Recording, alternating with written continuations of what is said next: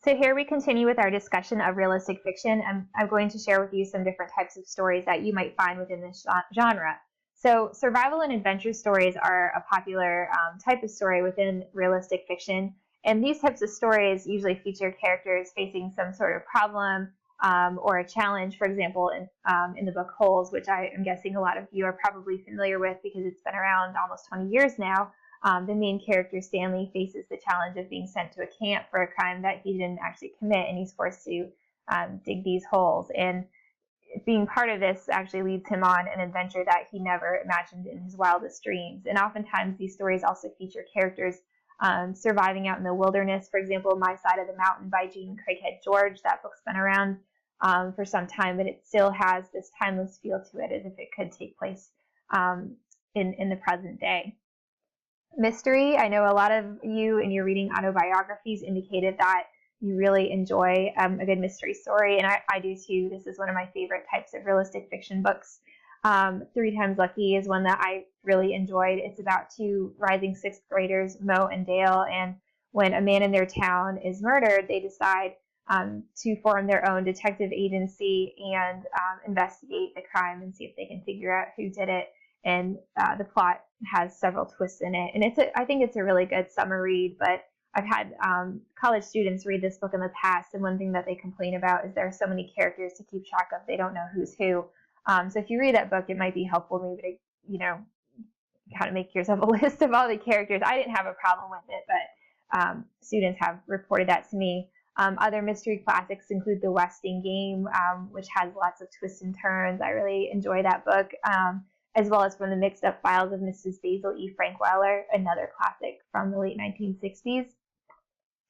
Humorous tales are also another type of realistic fiction book. I think I've mentioned to you before that I really enjoy Judy Blume's books. I especially love her series about Peter and his younger brother Fudge, which I could always relate to as a kid because I had a younger brother who was just always messing things up and making things more difficult for me, so I always related to Peter in these stories. And Andrew Clements is another author who oftentimes infuses humor into his realistic fiction stories. Like one book that seems to be widely read is Frindle, which is about a boy who invents a new word for a pen.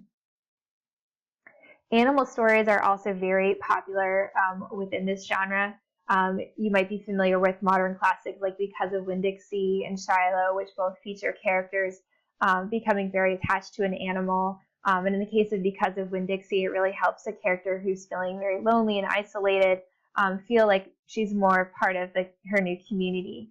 I already talked a little bit about Me and Marvin Gardens, about a boy, Obi, who discovers a new species of animal, and he really becomes close to this animal, and he keeps it a secret from other people. And then when he realizes that the animal's life is threatened by some boys who are doing things like setting traps for it and trying to kill it or hurt it, he decides that he needs to get help and tell other people about it, even though he's very reluctant to do so because he sees this animal as his only friend. He's feeling very lonely and is coping with the fact that his best friend won't speak to him.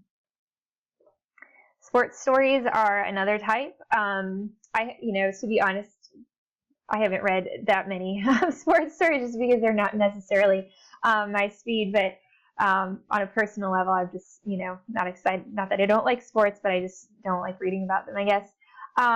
But when I was a kid, I read this one, Hang Tough, Paul Mather, and I only read the book once, but I still remember it very vividly because it was such an impactful story about a young boy, Paul Mather, who really loves playing baseball, but then he develops leukemia, and the story has a very sad ending, which you can probably guess. So friendship stories are another type of realistic fiction story, and these stories are very common because friendship is something that many children have to navigate as they're growing up and going to school. I mean, we gain friends, we lose friends, and we're always changing friend groups, it seems, throughout school, and books really address this. For example, Another Kind of Hurricane, which was published a couple years ago in 2015, is about a boy who is coping with the loss of his very best friend. And then Hurricane Katrina happens, and the boy decides he wants to do something to help other people because he's just so stricken with grief over his loss that he wants to help others. And then he ends up meeting a boy whose family was impacted directly by Hurricane Katrina, and this other boy ended up losing his home. And they form a very unlikely friendship because the first boy is from Vermont and the other boy is from Louisiana, and it seems unlikely that they would ever meet, but they end up becoming good friends. Goodbye Stranger is another recent title that's really would really interest students in the middle grades, about a group of friends who make a pact that they're going to always be friends, but meanwhile they have all these problems that they're facing. Like one girl takes a photo of herself that's very inappropriate, and the boy she sends it to ends up circulating it all around the school. Another girl is starting to be perceived as weird by other kids at school because she's always wearing these cat ears on her head. So they're trying to hold their friendship together despite the fact that their personalities and seem very, very different. Family stories are also very popular because most children grew up experiencing family in some form or another. One book that I read recently and enjoyed is called Forever or A Long, Long Time, and that's a very recently published book, a 2017 publication, and it's about a girl named Flora and her brother Julian, and they were adopted by a single woman, and Flora calls her Person, even though she has a real name, she just always calls her Person in her head. And when Person becomes pregnant and gets married to her longtime boyfriend, Flora and Julian are really worried. Are they going to be good siblings? This new baby, will they still be loved as much as the baby? And Flora remembers so little of her early life that she doesn't even really believe she was actually born. She just thinks that she and Julian were just planted on the earth somehow, like they might be even a different species than regular human beings.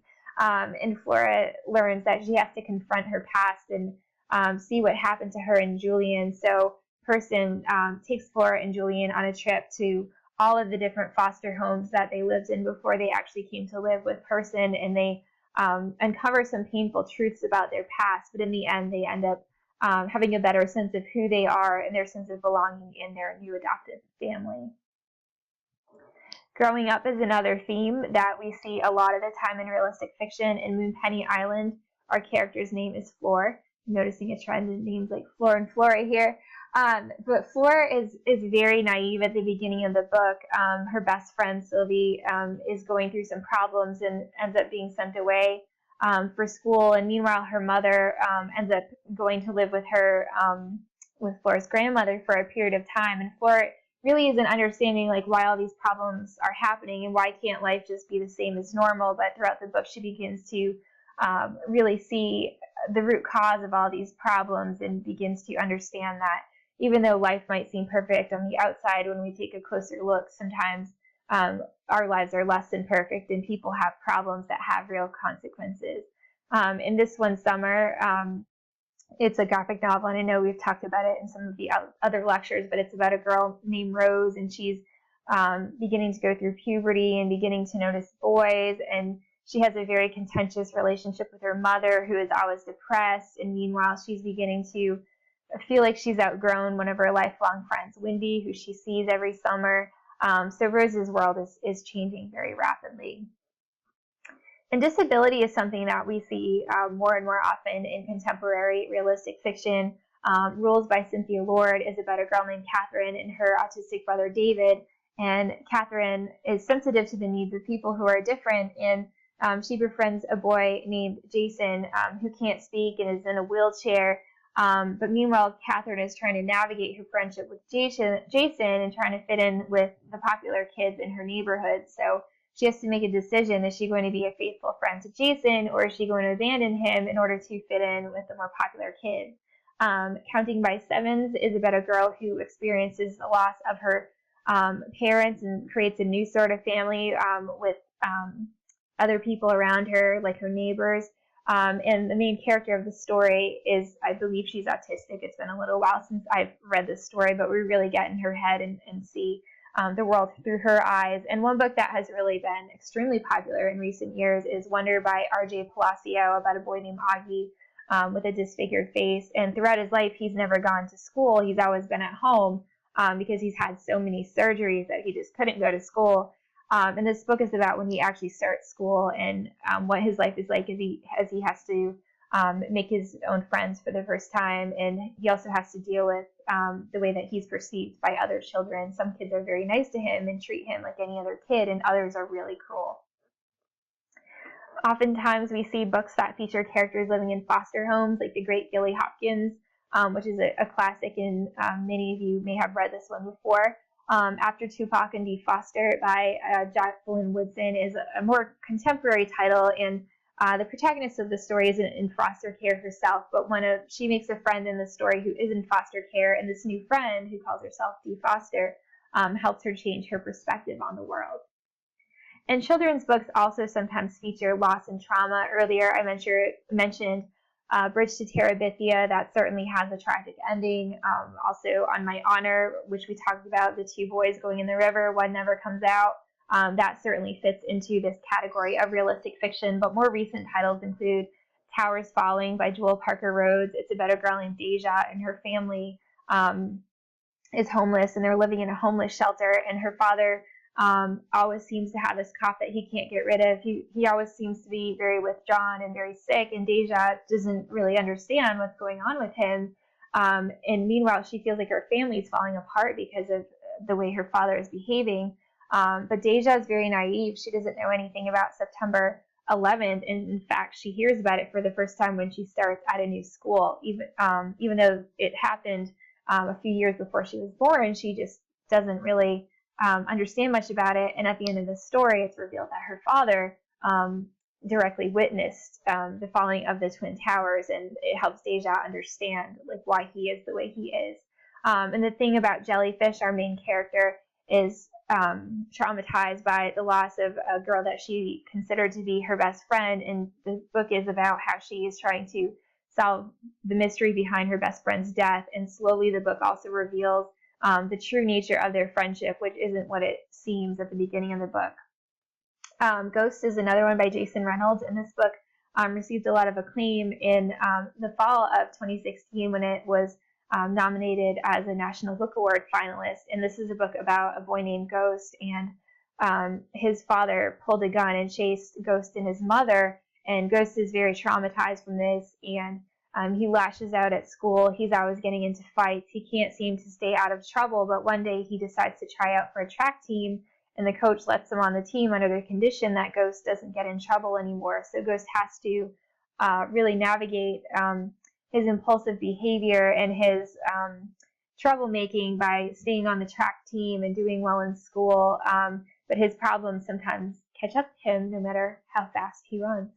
So that's a good book that you will likely enjoy, and it's a very, very quick read. These are all really great books that I'm recommending here. So I hope that I have given you some titles that you might want to check out this summer. And if you have any questions about any of these books or this genre, please let me know.